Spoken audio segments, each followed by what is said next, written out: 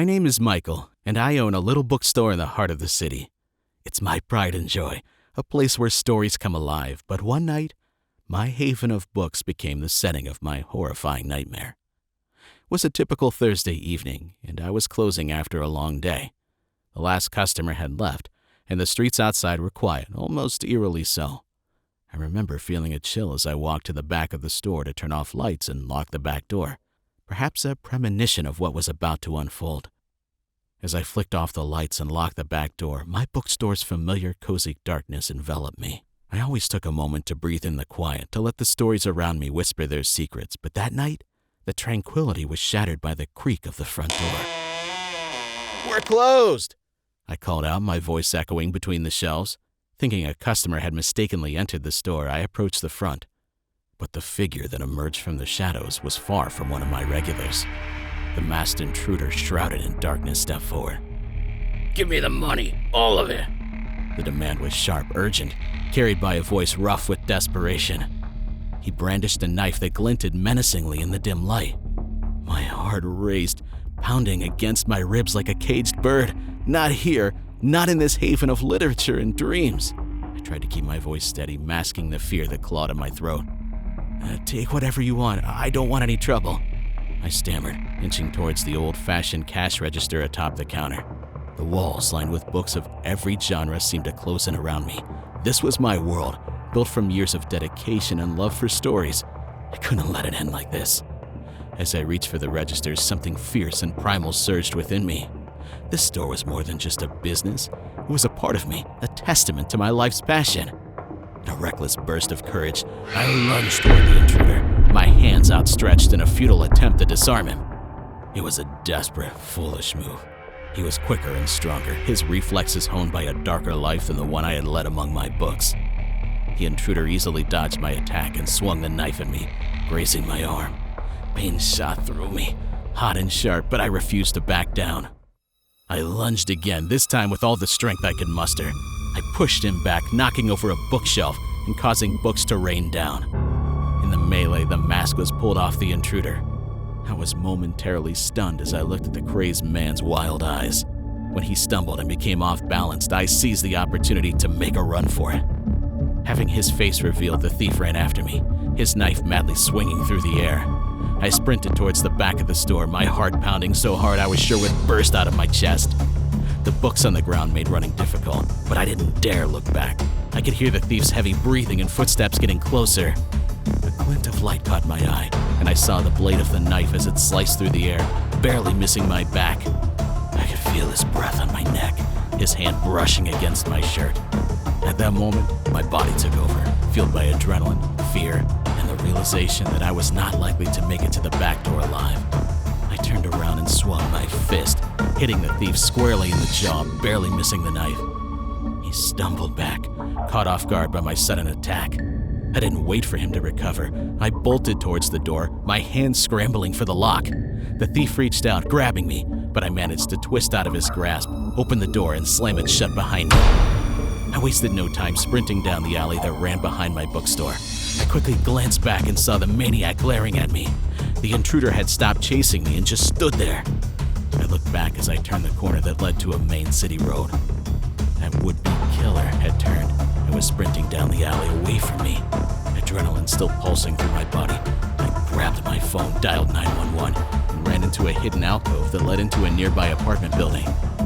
With my back against the wall, I slowly slid into a crouching position as my vision dimmed. As my fear began to fade slowly, I grabbed my throbbing arm and felt the stickiness of my blood-soaked sleeve. Soon, the distant wail of sirens pierced the night. The next thing I remembered, I was in a hospital bed, my arm bandaged, my body aching. The police told me they had caught the attacker, thanks to the description I had given and the security footage from the store. Recovering wasn't just about healing the physical wounds. It was about overcoming the fear, the sense of violation. My bookstore, once a place of refuge, now felt tainted. I was afraid to go back, afraid to be alone. But something incredible happened. Word of the attack spread through our small community, and people supported me. Customers, fellow business owners, and even strangers offered to help. They helped clean up the store, organized a fundraiser to help cover the damages and my medical bills, and sent me messages of encouragement. Their kindness gave me the strength to reopen the bookstore. I realized it was an integral part of the community, a beacon of hope and imagination. The night of the attack changed everything for me. It was the night I faced my worst nightmare, the night I almost lost everything.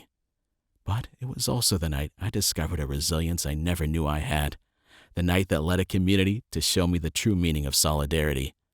My bookstore still stands, a little haven in the heart of the city. But now, it's more than just a place for books. It's a symbol of survival, a testament to the strength of the human spirit.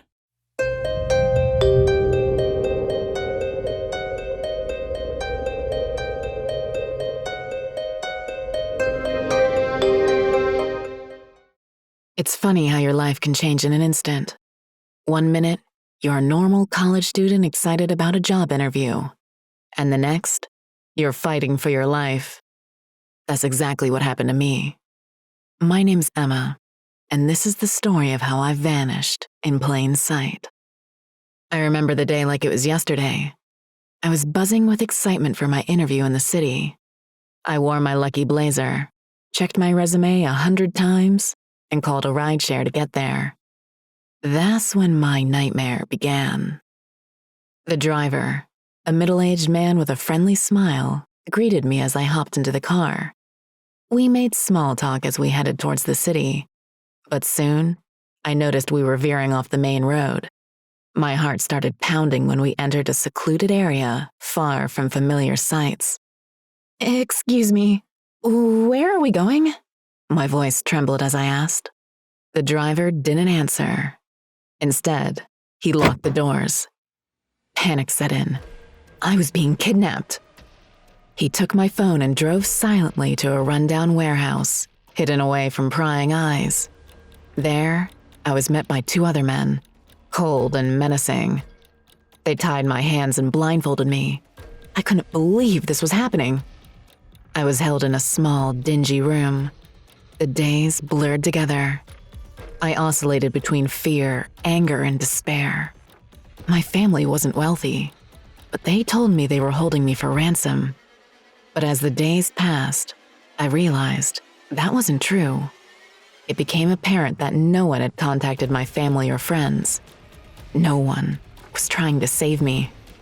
I was completely alone, with only my thoughts for company.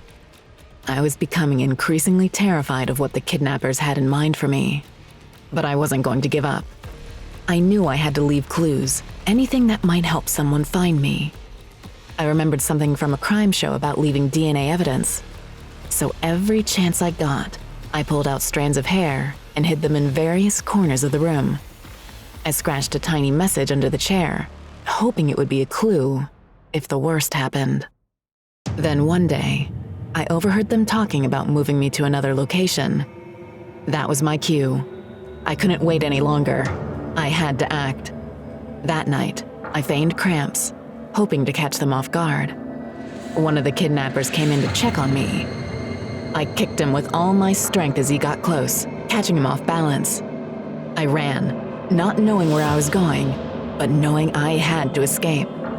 I sprinted through the maze-like corridors of the makeshift prison, my heart pounding with every step. The adrenaline coursing through my veins gave me the strength to keep moving, even as I stumbled over discarded crates and boxes. Suddenly, I heard the sound of heavy footsteps behind me. I knew they had discovered my escape and were coming after me. I pushed myself harder, my lungs burning with the effort. I burst through a door that led outside, my heart hammering my chest as I sprinted into the darkness. The air was cold against my skin, but fear fueled my legs, driving me forward. I didn't know where I was. The area was unfamiliar and desolate, but the instinct to survive overpowered everything else. Behind me, I could hear shouts and the sounds of pursuit. I knew I had to keep running, keep moving. My life depended on it. I stumbled and fell a few times, but got back up each time. I could feel the kidnappers closing in on me. Panic surged within me. I had to lose them. Darting between the shadows, I stumbled across an overgrown field, the long grass scratching at my ankles. Every sound seemed amplified in the night, every rustle a potential threat.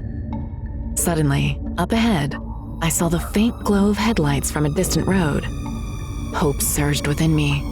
I would be safe if I could just reach that road and find anyone. As I neared the road, a car's headlights illuminated me.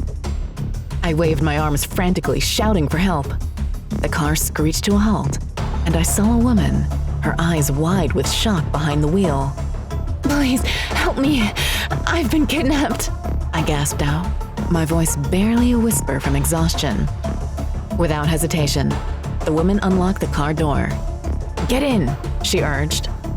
I tumbled into the passenger seat, and she sped off just as my captors burst onto the road. In the safety of the car, my adrenaline faded, replaced by overwhelming relief and tears. The woman, whose name I later learned was Sarah, called the police as she drove. The police were able to use the clues I left and the details I could remember to track down the kidnappers. It turned out they had been involved in several other abductions. My survival and testimony helped to put them behind bars. Returning to normal life wasn't easy. The world felt different, more dangerous.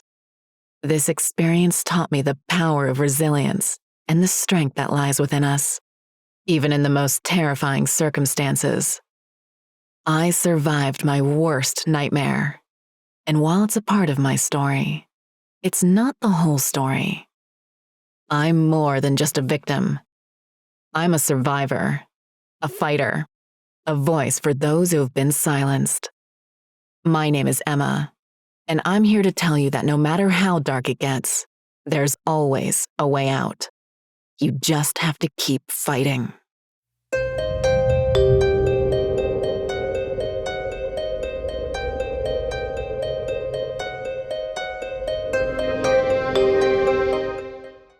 I always prided myself on being a rational person. The idea that I could be tricked into a nightmare was something I'd had laughed off. That was until I found myself living a horror story that began with what I thought was a generous gift from a friend. It started innocently enough. Work had been a nightmare, and my stress levels were through the roof. My friend Jenna noticed. "You need a break, Alex," she said one evening, handing me a glossy brochure for a wellness retreat. "It's all paid for. Consider it an early birthday gift." Her thoughtfulness touched me. The place was called Serenity Springs, nestled in the mountains, promising peace and rejuvenation. It sounded perfect. The drive there was scenic. The winding roads bordered by the beautiful forest were calming, and I remember thinking how lucky I was to have such a caring friend. When I arrived, the retreat looked like a slice of paradise. Lush gardens, serene faces, and an air of tranquility greeted me. This is exactly what I needed, I thought. The staff welcomed me with warm smiles, but something felt off. Their gazes lingered a little too long, their smiles a tad too forced. I figured it was because they were paid to pretend that this slice of manufactured heaven was an actual piece of heaven fallen to earth. The first night passed uneventfully. I had a massage, a delightful dinner, and a peaceful sleep. The next day, however, things started to get weird. I noticed that some guests seemed off. They wandered the gardens with vacant eyes, speaking in monotones. My unease grew when I tried to call Jenna to thank her, but my phone couldn't get any signal. "It's part of the experience," a staff member told me with a smile that didn't reach her eyes. "We encourage our guests to disconnect from the outside world." That was something that had not been mentioned in the brochure. That evening, I overheard a conversation that chilled me to my core. Two staff members discussed a guest who had been ready to transfer to the main facility. They spoke about treatment plans and sedation. Panic gripped me. This place wasn't a wellness retreat, but a front for a mental health facility. I tried to leave, but the main gate was locked and guarded. My heart raced as reality sank in. I was trapped. I remembered the vacant-eyed guests and wondered how many of them were here against their will. I knew I had to get out, but how? I spent the next day pretending to be a compliant guest while observing the routines of the staff. I noticed that every evening, a delivery truck came to bring supplies. That was my ticket out. The night I decided to make my move was the longest of my life. I feigned illness to avoid dinner and medication, then hid near the delivery area. When the truck arrived, I slipped inside, hiding among boxes and holding my breath. The journey in the back of that truck was terrifying. Every bump in the road made my heart leap, but finally the truck stopped. I waited until I heard the driver's footsteps fade before I made my escape. I found myself in a small town miles from the retreat. I went straight to the police and told them everything. They didn't believe me at first. Who would? A luxury wellness retreat as a front for a mental health scam? But they investigated, and my story unraveled a sinister operation that preyed on vulnerable people. The authorities eventually managed to shut down the operation, but not before I had to relive the horror of my experience repeatedly. I found myself plagued by nightmares and anxiety attacks for months after my escape. The idea that I had been so easily tricked into a living nightmare haunted me constantly. The experience had left its scars, but it also made me stronger. I learned the importance of trusting my instincts and the value of true freedom. It turned out Jenna had no idea about the retreat's true nature. She was horrified and apologetic, but unfortunately, our friendship couldn't survive the ordeal. Now, I share my story not to scare people away from seeking help or relaxation, but to remind them always to stay vigilant. Not every nightmare involves monsters and ghosts. Some wear the disguise of a helping hand, and me? I've found solace in the ordinary, the mundane. I've learned that sometimes the most significant act of rebellion is to live a normal life, especially after surviving a terror that threatened to steal it away.